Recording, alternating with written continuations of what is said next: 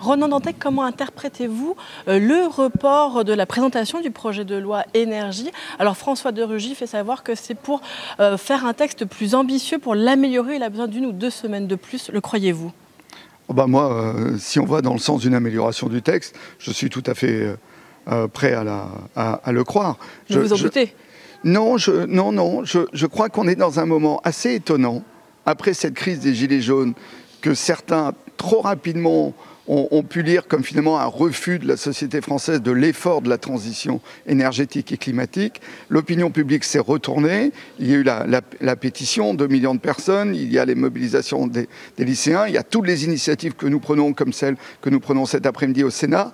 Et finalement, la société française, elle dit aujourd'hui au gouvernement, il faut mener cette transition énergétique et climatique, mais il faut le faire dans le cadre d'un contrat social. C'est aussi le pacte écologique et social que les associations et les syndicats ont proposé la semaine dernière.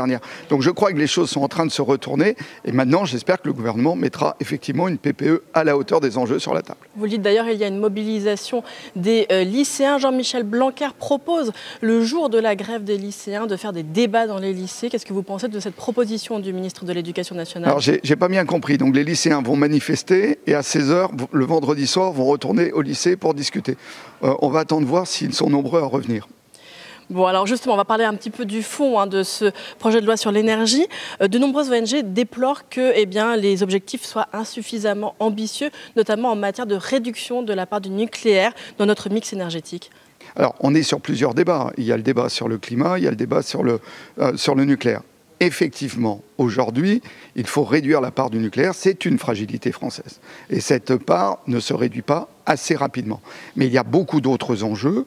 Il y a des enjeux sur l'efficacité énergétique, sur le niveau d'ambition, sur la réhabilitation du logement, où là, nous ne sommes absolument pas financièrement dans le cadre pour atteindre les objectifs. Il y a la place des territoires, la place du gaz renouvelable avec la méthanisation. Il y a beaucoup de sujets qui sont sur la table. Vous développez une réflexion sur tous ces sujets, oui, d'ailleurs, cet après-midi, voilà, tout à fait. Cet après-midi, sénateurs et députés sont rassemblés ici au Sénat pour mettre des propositions sur la table avec les territoires au cœur, la réhabilitation du logement au cœur. Je crois qu'effectivement, il est encore temps pour que le gouvernement revoie sa copie avec plus d'ambition, mais surtout, la question, c'est est-ce que Bercy, puisque depuis des années, c'est Bercy qui bloque l'ambition sur cette transition. Est-ce que Bercy, aujourd'hui, a de la part du président, du Premier ministre, des consignes extrêmement claires pour aller effectivement sans retenue dans cette transition? Croyez-vous, par exemple, qu'Emmanuel Macron va pouvoir faire fermer 4 centrales à charbon, comme il s'y est engagé d'ici 2022? On entend déjà Bercy qui dit, ce sont des emplois. Non, mais il y a toujours, dès qu'on fait quelque chose, il y a des emplois en plus ou en moins. Il faut accompagner cette transition. On ne peut pas, nous, France, continuer de produire de l'électricité à partir du charbon. C'est une évidence, alors que le charbon électrique est une des grandes responsabilités des émissions de gaz à effet de serre dans le Nord. Donc il faut le faire, évidemment. Il faut accompagner cette mutation, c'est tout aussi évident.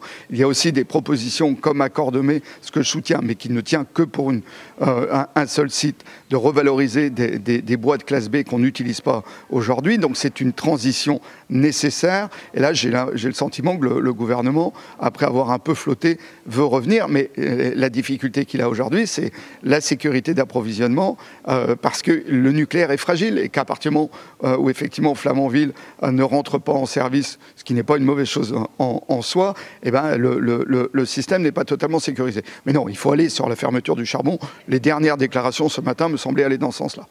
Merci beaucoup, Ronan Dantec, d'avoir répondu à mes questions.